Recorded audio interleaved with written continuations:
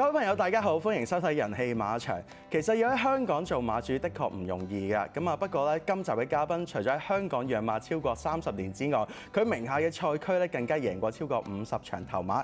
究竟有啲咩成功秘訣咧？咁真係要問下我哋今集嘅嘉賓包大衛先生啦。Hello, David, welcome to the show. Thank you, Ian. It's a pleasure to be here, and thank you everyone for joining us today. Actually, this year, 2021, marks your 40th anniversary since you moved your base to Hong Kong. So how do you like the city? Well, Hong Kong is my life. Hong Kong is my home for most of my life, and I'm a big supporter of Hong Kong. I feel completely like a local person, and I really expect to be here for many, many years to come. This is my life. Yes. Probably I'll retire, and this will be the end of my life in Hong Kong. Derek, I can truly feel that you really love horse racing because you already submit your application to the Hong Kong Jockey Club to be a member not long since your arrival. Yeah, I first got here in 1981, as you mentioned, and I went to Happy Valley races soon after that. And in those days, in the 80s, Happy Valley Racecourse, every Wednesday night would sell out. So you have to get there early to get in. And so before I was a member, I was there and in the public area, and I watched the owners of the horses who won taking the photos. Yeah. And I thought to myself, wow, I wish I could be like that one day, right? Yes. Any class. And so fortunately, in those days, the Jockey Club had a mechanism that if you were well associated with the sport in your home country, and I was already a member of the Sydney Turf Club, and Jim Fleming, who was the chairman, wrote me a letter of recommendation. Yeah. So the Jockey Club accepted my application to join. And so ever since then, I became more and more involved with the sport. Yes. And I think my first horse, Takoi, was in '88. Yes. Actually, you are quite fortunate about horse racing because on your first application to own your first horse, you already get a permit. Nowadays, it's very difficult to get a permit, even though some of the owners have tried many times. So actually, the first application we put in, myself and my partner at the time, was just to go past the first step, right? Yes. We had no expectation we'd get a horse. So one day I was going to the Derby restaurant at the Jockey Club, which in those days was at Happy Valley, the clubhouse. Yeah. And there was a big crowd around the notice board because it was pre-internet and everybody had to do everything manually. Yeah. And I thought, what's the big crowd? And so I went to have a look, and it was the list of successful applicants for horses that year. And of course, with my initial B, the top name was Boehm, right? Yeah. And I thought to myself, wow, there must be some mistake, right? And we had no knowledge at all about how to buy a horse. We didn't know anything because we weren't ready. Yeah. But luckily, one of my business partners knew John Moore. Yes. So he arranged a lunch with John Moore, and John found a horse for us called Francisco Kid, which he had been training in Australia. And we brought that horse and brought him to Hong Kong, and he became Aristocrat, who at one stage was the third highest rated horse in Hong Kong. So that was very lucky. And the first winner of your of that horse actually is there's some funny story behind. There is, yeah. Yes. So I was in the Philippines that weekend, and I was coming back. The flight was supposed to arrive early morning, and we pushed back in Manila Airport, and then the pilot turned off the engines, and I thought, this doesn't look so good. Yeah. So anyway, the story goes that we landed at Kai Tak. I think there was like 25 minutes before the race, and my friends who were supposed to pick me up, of course, had already gone to the races. Yes. And so I just ran through the terminal, jumped into the taxi, and I said in my very poor Cantonese, if you get me to Sha Tin racetrack before 2 o'clock, then I'll give you double fare. My God. So anyway, the taxi driver was great. He was a big horse racing fan. Oh, okay. We talked about the horses. Yes.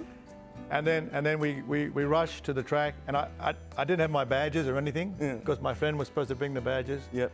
And just rushed into the track, and the security stopped. No, they were sort of saying, please. Oh my God! And I just ignored them. Yeah. And anyway, I got to the rail just as the horses were starting, and because I just arrived, I had a bag with me, and I didn't have my binoculars. I didn't know what's going on. Yep. And then, so I was actually following the wrong horse during the race, and that horse came midfield. And then when the horse passed the post, I sort of looked at the turned around and see who Yes, was the one. And I asked my partner, my friend who was with me in the horse, who won? And he looked at me and said, "Are you crazy?" Right? Because our horse had won. Yes. I didn't even know. So, yeah, funny story. Yeah. Yes, I think he would be a little bit surprised that you are so kind that when you have a winner. Yeah, because as you've probably seen me, when I have a winner, I get quite excited. Yeah. But I was following the wrong horse, another horse with a white cap. Yeah. And yeah, that was a funny way to start my winning career. But I would like to say thank you to you because I still remember my first winning photo is you brought me. Because I still remember Happy Silver winning his third or some races. Yeah. Then you bring me to the winning post and got the photos. Yeah, I remember that day too when you were standing there and I said, "Ian, come for the photo." Yes, yeah. And you said, "Are you sure?" I said, "Yes, please, come." And I think we got your copy of the photo too. Yes, yes. I hope you still have it, right? Yes, still have it. Okay. And Happy Silver is still one of my favorite horses. Yeah, Yes. he was a great horse, and he was a horse that actually, he had a very bad colic when he was young, before he was racing, and he had a very big surgery. And John Moore said, "Look, you know, I don't think many horses come back from this kind of surgery." But I said, "John, we brought him, let's give him a chance." Yes. And so luckily we did, because he became one of the best horses in Hong Kong. Yes. Group 1 winner. Group 1 winner and a place in Singapore and even representing Hong Kong in the Royal Ascot as well. Yeah, yeah. I mean, that's another story, but we got to run at Royal Ascot. So, Yes, at least. Yeah, at least, yeah. And since then, since your first horse starting from 1988, you put more effort in buying good horses, Right. and you have very good results as well. So I think one of the most important horse in your life should be Dan Excel, is it correct? Yeah, for sure. I mean, John and George Moore brought him for me from Ireland, and we brought him as a Derby horse, but John said to me when we bought the horse, "Let's geld him, please geld him." And you know, I should have listened, but I said, "Oh, let's wait," because he had good breeding. But anyway, he ran okay in the Derby, but then at the end of his first season, it was the last race meeting of the season. It was only this particular chance to win that bonus prize money. Yes. And in the last ride, he got up and won, right? Yeah. So it was absolutely the last possible moment in the whole season he could have won that race. So, and then of course he became, he won the Champions Mile in 2013, and then he came second in Singapore that year, and then he won 2014 and 2015 with Tommy Berry on him.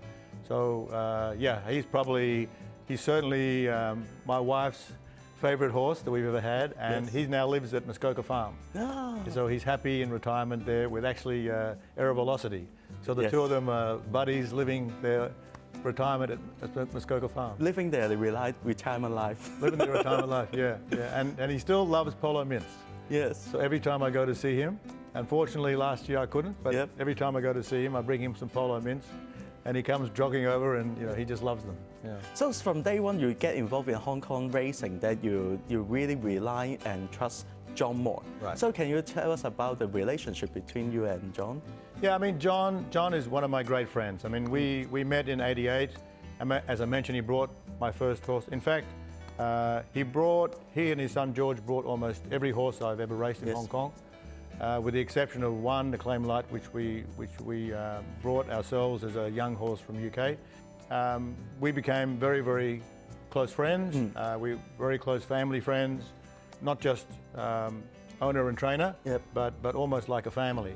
And then one day I happened to be in Sydney, I think it was in like 2010 or 2011, and he called me, he said, "Oh, you know, by the way, that farm we send the horses to for breaking in and pre-training and spelling, it's for sale." And I said, "Oh, okay," because I remember I'd visited there once, Muskoka Farm. Yes. And what really shocked me was that there was a race course on the track, right? Yes. Literally a race course. You can have a race there. And the founder, Bob LaPointe, he built that racetrack without asking permission. And in those days, you could sort of do those kinds of things. Now it's impossible. But there's a racetrack on the farm, and it really is horse heaven, because it's it's only 90 minutes drive by car from Sydney, but it's a different world. It's a rural area, a country area. It's right by the Hawkesbury River, and the air is beautiful and fresh, and it's really a horse heaven. And I think over the years we've had so many successful horses come from there. Able Friend. Able Friend, And also 2 Golden Slippers winners. Yeah, yes. sure, yeah. Lost Fun. Right, yeah. Yes, and the gel. And one of the most recent famous graduates is Redzel. Yeah. With the Triple Crown Syndicate. Yeah. And of course, he won the Everest, the richest turf race in the world twice. And he was broken in, pre-trained, spelled at Muskoka. And so I've had the good fortune to meet him. Yes. You know, he's an incredible horse as well. You have do a lot of contribution to Hong Kong racing, not only bringing your horses to travel overseas, because you know some of the owners hesitate to bring their horses to race overseas, but you did it and make Hong Kong proud to win a race. Also, since you purchased the Muskoka farm, and then you set up the quarantine stables, and most of the horses from Australia, if they travel export to Hong Kong from Sydney, they have to use the quarantine facilities in Muskoka farm.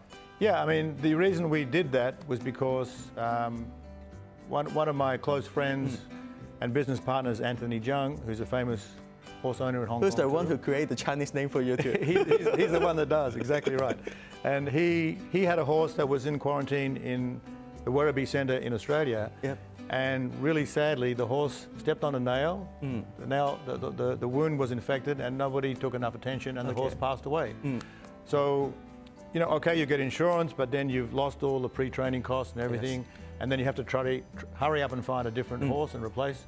So, and the worst thing was Anthony tried to engage these people to say, look, what's going on, what's wrong, and they wouldn't talk to him. Yeah. So we thought, okay, we really need to do something that helps Hong Kong owners.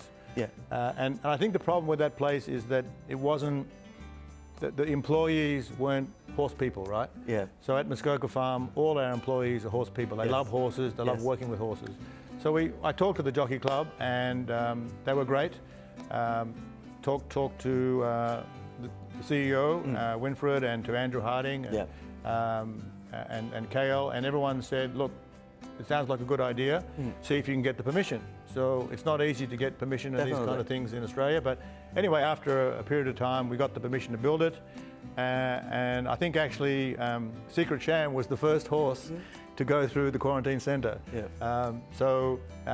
We've had that going a number of years now. And I think the thing is that, as I mentioned, the people who are working there, they're horse lovers. They're truly horsemen. Truly horsemen, and we designed it in a way to give maximum walking around ability for the horses. It's a bigger box than normal.